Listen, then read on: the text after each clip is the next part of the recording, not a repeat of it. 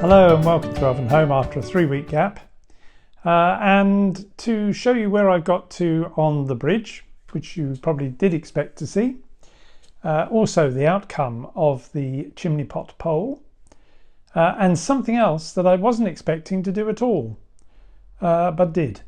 So we'll carry straight on to that thing first, so you're not in suspense, and also we get 8F and the 5MT, the standard 5, running around the layout in the running session. Now to the thing that I really didn't expect to do when I spoke to you last time. What you're looking at now is an extract from a couple of videos ago, just after I'd made the tunnel, which showed the end of the baseboard with the perspex that I'd put in place and the scenic work that I've been putting on top. And one of the things that was bugging me a bit was that the side of the baseboard, which had never troubled me before, was really very light, and it sort of detracted a bit from the things that were going on top of it. And I'd seen other people that had painted the side of their baseboard, and I was musing at the thought of doing that. And then I went into Harben Hobbies, and sitting on the side shelf was the thing that you're now looking at, which is a fridge magnet. Now this is a fridge magnet which, in a fit of boldness, I put on our fridge after I decided I wasn't going to use it on the side of the layout. I had an idea that I could get more of these fridge magnets from the company that does them, put a metal bar on the side of the layout and decorate the side of the layout. But the magnet is reasonably strong, but I wasn't sure it was actually going to stick, so I thought I'd stick it on the fridge instead, without planning permission. But I'm pleased to say that once it was discovered, the domestic authorities gave retrospective planning permission, and it now adorns our fridge. However, the company that makes these makes others, and I'll now switch you to the side of the layout as it currently is, and you'll see that I've bought a number of them. These are about £3 each. The range, it's the original metal sign company. I'll put a link in the description. The range is really quite impressive, and what I have been doing is I've now painted the whole of the side of the layout, even that bit which won't really get looked at. If I swing round, you'll see there's more of them there, and what I'll now do is just let you see them in closer detail as they go round, and I've been really impressed by the company.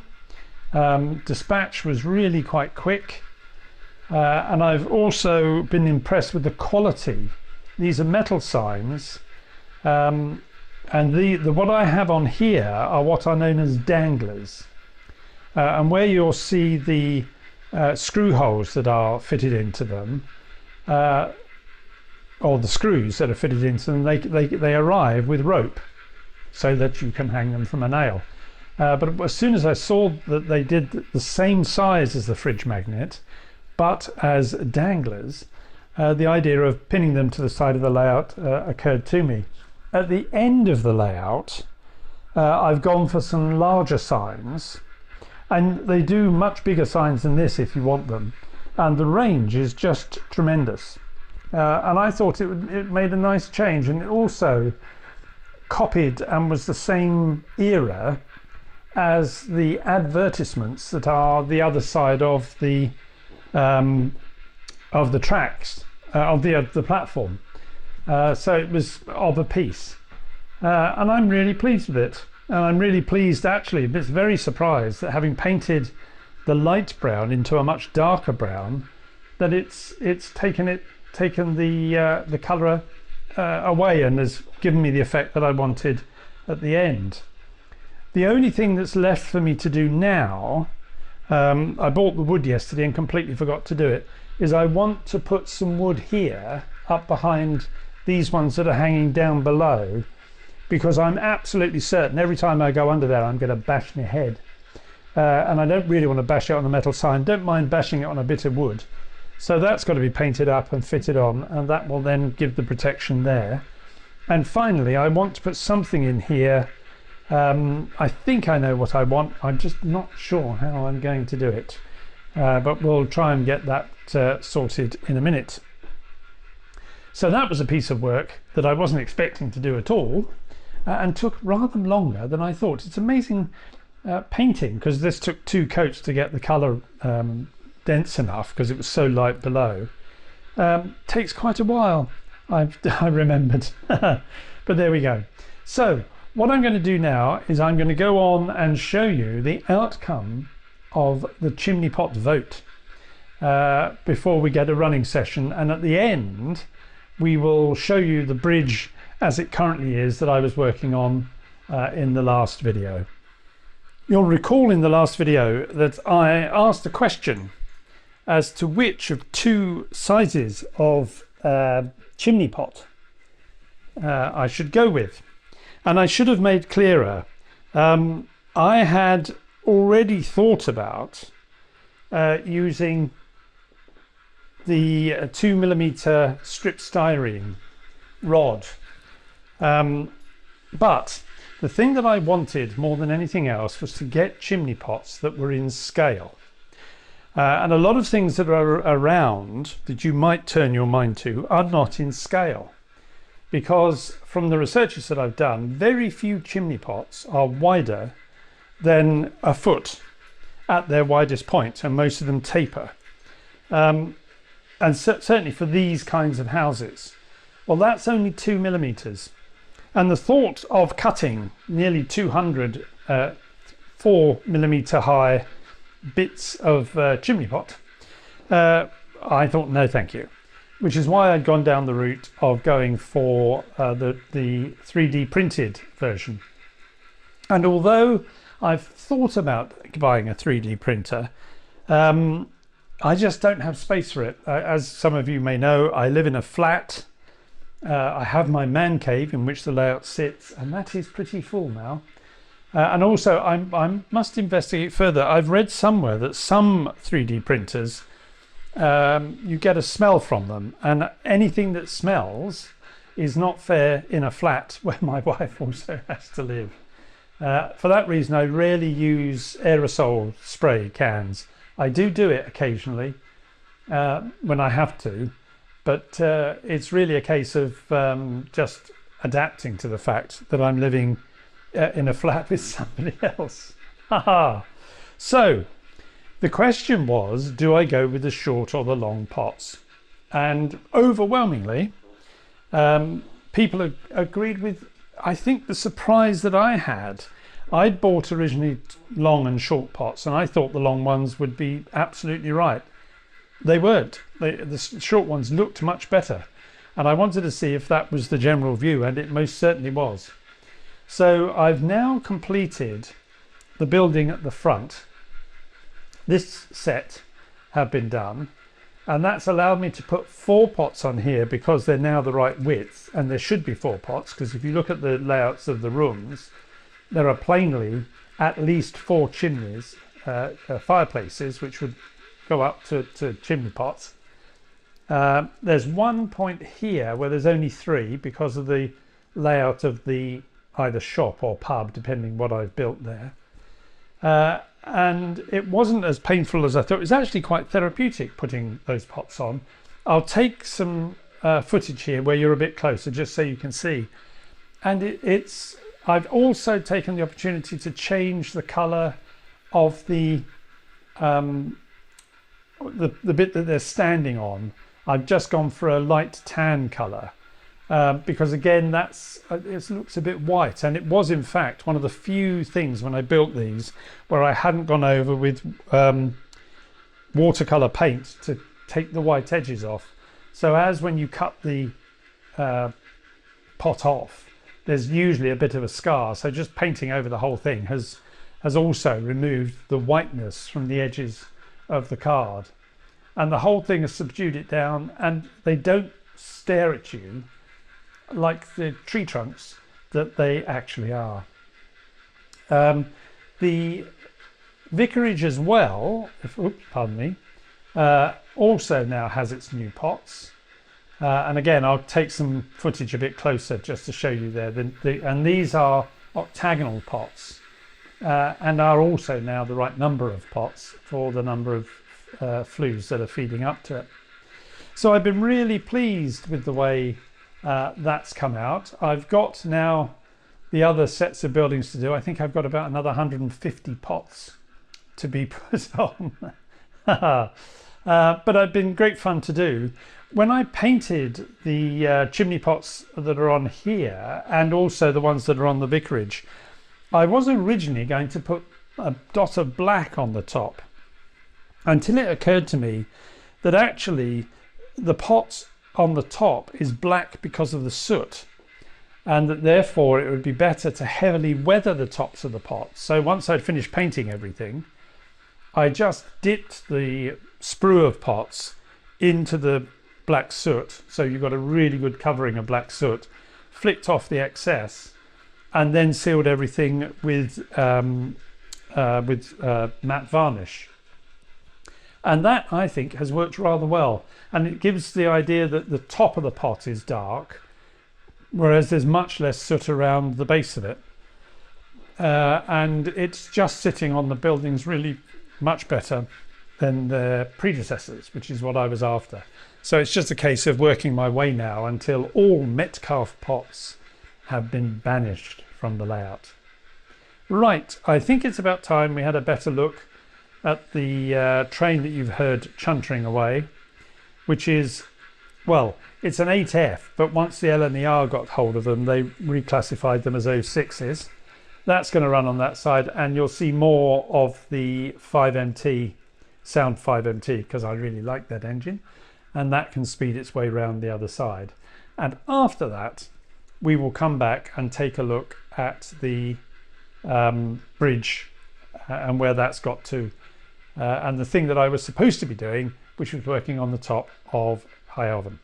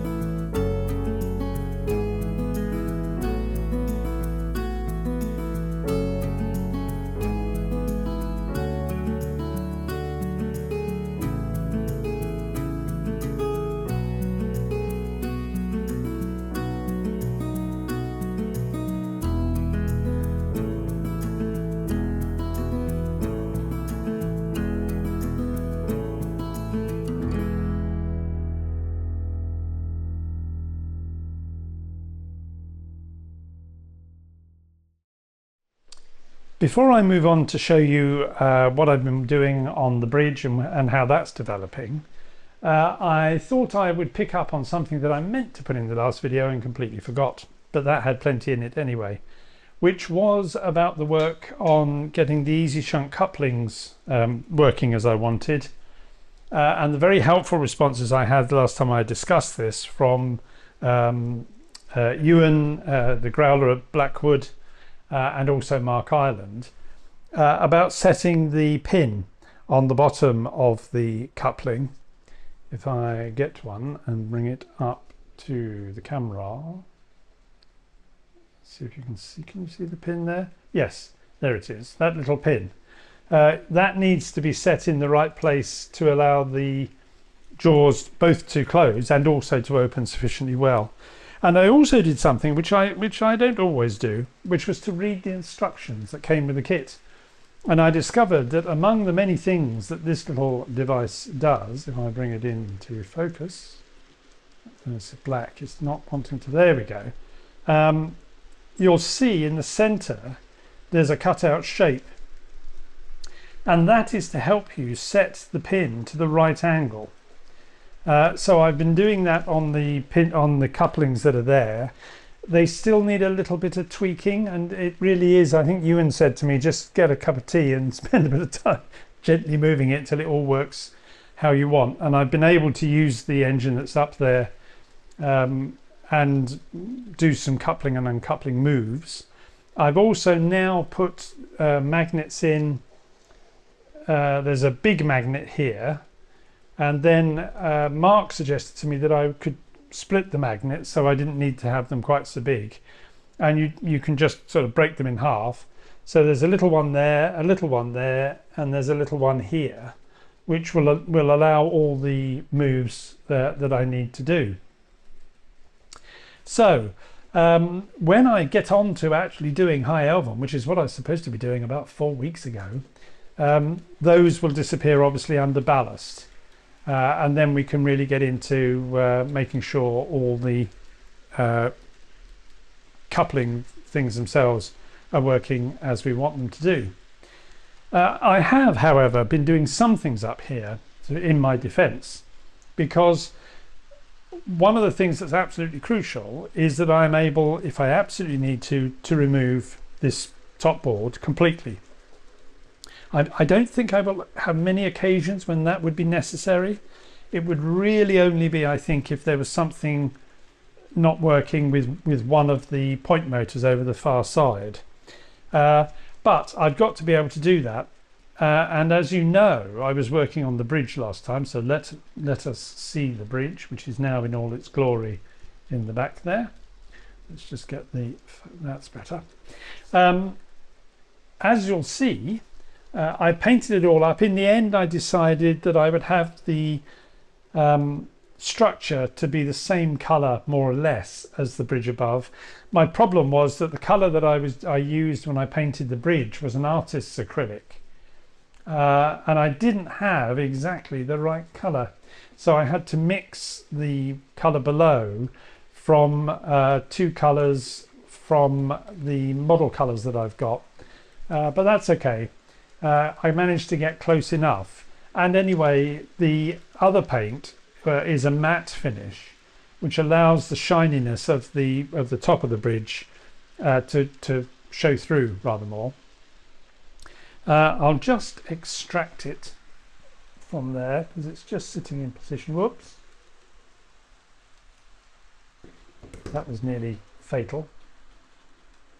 There we go. So as you can see, the bridge, once I've put everything together, has gone together really quite. Whoops, really quite well. Would help if you could see it. I did do the black bar as I thought. This now has all gone on and is in place, and the two end pieces are really holding everything smartly together. This I'm going next to build out here about 2 or 3 millimeters, which will be the same depth as the step that you can see over there, and then the cliff will come down from there to the ground, and you can see that I've put in place, I'm not going to touch it again because with the trains going around I'm bound to knock it over, that I've put in place where the tunnel entrance will be, and I shall probably make that as one unit attached to this, and that will then be fixed in. This will not come out once that goes in and is permanently in, and I'll do all the scenic work in that area before this goes in. So that will be done at the back, and I'm going to keep with the work at the back and come forward, and I can get on with doing the ballasting here. But as I said, one of the things I've got to be able to do is to be able to lift this board off. And I was hoping that this would work, and it has proved that it does. Ages ago, I saw a thing from Model Tech called, there we go, ProTrack rail aligners. And I bought some, but they were code 80 depth. And rather helpfully, they now do code 55, which is what these ones are.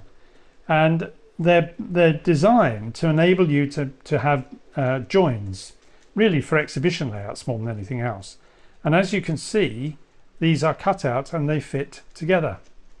So what I've done with the piece of track that will come across the board is that this already has its piece stuck on. So you obviously cut the sleepers away and then solder this onto the copper lines on the board.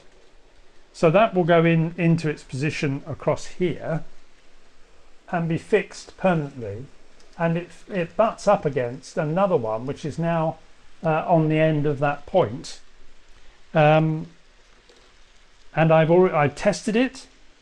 I'll show you in the next video because it'll take me a while to get all that back in and running again. Trains do indeed traverse the bridge perfectly well. There's power being fed to this end from the power leads that are there, and there are power leads at this end of the points as well, which are giving me power for this side. And the effect of all of that is that the trains will run across. So a train has indeed already traversed from Sharkey's End into High Elven Station, albeit that it nearly went off the end because there's no buffer stop there. That really is everything that I've been doing, because of course we were down in Cornwall, had a good time down in Cornwall, went on to the Bodmin and Wenford Railway behind a taffy tank, which was rather nice, seeing as I've got one on the layout somewhere, can't remember where it is. But it's a really up together heritage railway. If you're in the area, well worth doing. It takes about 2 hours in total, because you first of all, well, depending the order you do them, there are two branches out of Bodmin General. One goes to Boscastle Junction and the other goes to Bodmin Parkway. We were doing it where it went Bodmin Parkway first, back to Bodmin General, then down to Boscastle, and then back to Bodmin General. But it was really enjoyable, and the engines have to earn their corn on that railway. It's got some quite steep gradients. So it was a really enjoyable journey. And I thought the railway as a whole was very well together, very professionally put together, remembering that they're nearly all volunteers. So that really brings this edition of Elvenhome to a close. If you've liked the video, please do give it a thumbs up. That's very helpful. And if you haven't subscribed, please do subscribe. It's free and it would be good to have you along. If you've got any comments, well, please do let me have your comments. I always enjoy getting the comments, and I make sure I reply to them. But until I speak to you again in about a fortnight's time now, that's bye-bye from me. Bye-bye.